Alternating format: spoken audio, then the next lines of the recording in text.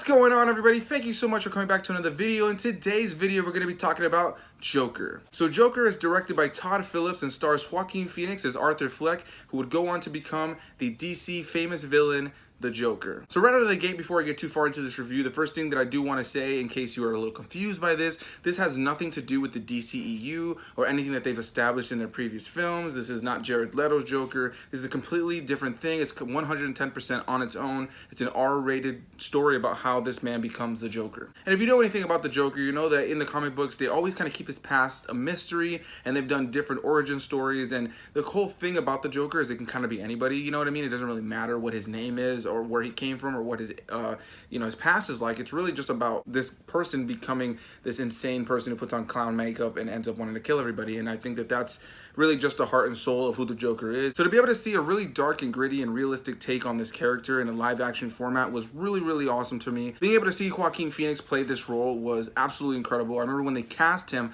I was 110% on board because Joaquin Phoenix is already an amazing actor. Anytime he's in a role or in any kind of movie, I already know that he's going to commit to that role and to that film 100%. So to be able to see Joaquin Phoenix play a character like the Joker that has a fan base that, is definitely going to tear into it if it's not good. A character that comes with a lot of, back history, and a character that has some incredible performances behind it in the past. I was really excited to see what he would do with it. What I can say right out of the gate is that I really loved his performance. I loved him in this role. I think he did an amazing job making his Joker 100% different than all the previous Jokers. I would say for me personally, it's up there with Heath Ledger. That's going to be a preference thing, right? But he got way more screen time in this film. Definitely the most screen time we've ever had with any Joker in a live action format. And to be able to see him kind of go through this descent to madness, to see this person that you have sympathy for a lot of times in the film, you do pity, and you do kind of ask yourself questions about who are the people in our lives that could become a Joker, right? Not to maybe the extremes of killing people, which, is a touchy subject right now, and I'll get into that in a little bit. Just anybody that you can push even a little bit to some sort of descent to darkness in any way, and so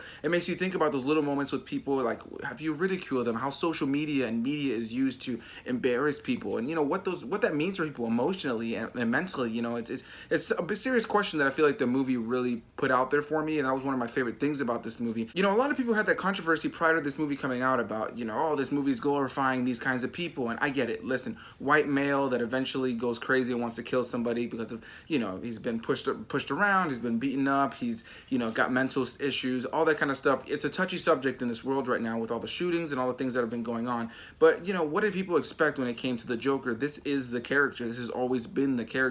And I think the only thing that's really different in this case is that we're able to see a really deep and realistic character study on this character. Joaquin Phoenix, like I said, did an incredible job bringing this character to life in this way. The Joker is my favorite comic book character of all time. I just have always really loved his inclusion in anything. It always is going to be a wacky, very zany, or very just interesting and dark time when the Joker is present. And of course, majority of the time that he's present, you have Batman there, or you have Justice League characters, and you can do the Joker in so many different ways. You can do him in a Lego form, or you can do him in a live action format like something like Jack Nicholson did, or even something like Heath Ledger did. And Heath Ledger had really taken that character to a new dark direction. But to see what they did with this film, this is easily the darkest interpretation of the character in my opinion. And I really just love what Joaquin did with the character and just the performance he gave. It was so realistic, so tangible.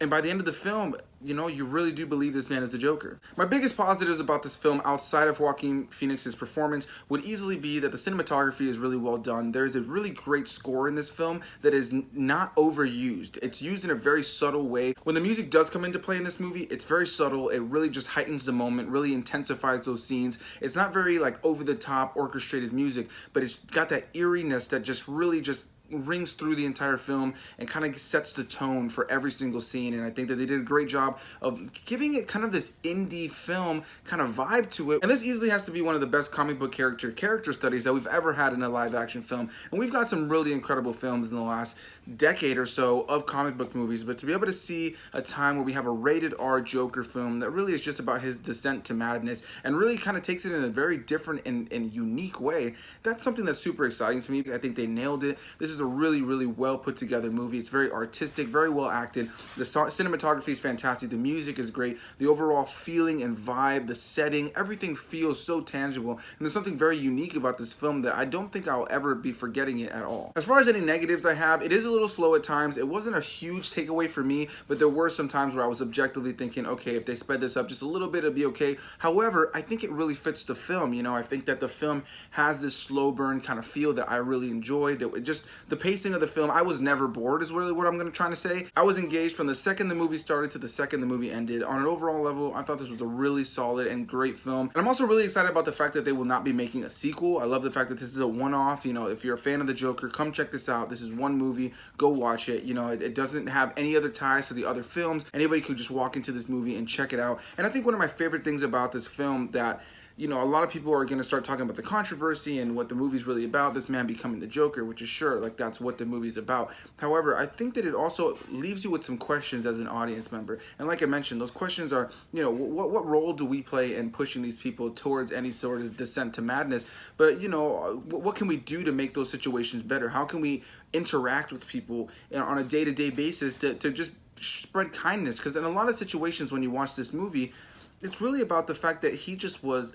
not given the kindness and the love and the honesty that any human really deserves, you know. And the reality is that there's a lot of people on this planet who are not receiving that kind of love, affection, and honesty. And at the end of the day, it creates these people who seek attention, these people who maybe they become super angry with the world because they feel nobody cares about them, nobody sees them, and by the time that somebody does, it's too late. This movie does not glorify these kinds of people. You know, at the end of the day, it's still a Joker film, so it's a comic book film. You're watching this film 100% because he is a comic book character, and you already know where he's going to go. You already know that he's going to be this mass murdering killer clown, essentially. But what I really loved about it is that they really just went for it. You know what I mean? They went balls to the wall with this movie, and it's not overly violent either. You know, as people talking about the violence and this and that, I have seen movies this year that have been 10 times more violent than this film. This movie definitely has some violent moments, don't get me wrong, but you know, they definitely don't hold back on the violence when the violence needs to happen. But it's not violent for the sake of being violent. The Joker's not out there just killing people just to kill people. Like I said, there are way worse horror films that come out every single year. Some of the previews that played right before the movie started, I think, had more action or violence than this movie had in itself, because this movie is more of a drama, more of a thriller. I would say that it's really more about really studying the character of the Joker and seeing this man's, you know, fall from, you know, wanting to make people laugh and, you know, try to be a smiley guy and stay kind of optimistic even though he has all these negative thoughts and he has this negative background that he comes from.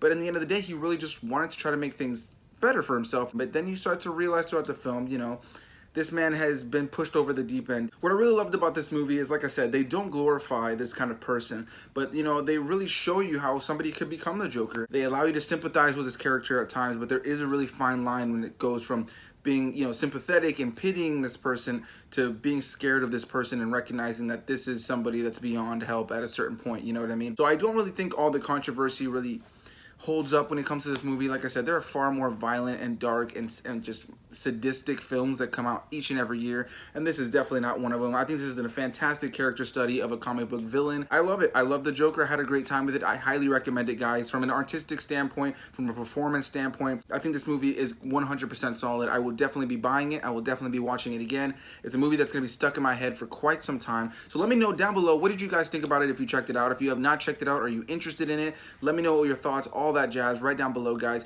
Hit that like button if you enjoyed this video. Subscribe for more videos, and I will see all of you guys in the next video. Bye-bye!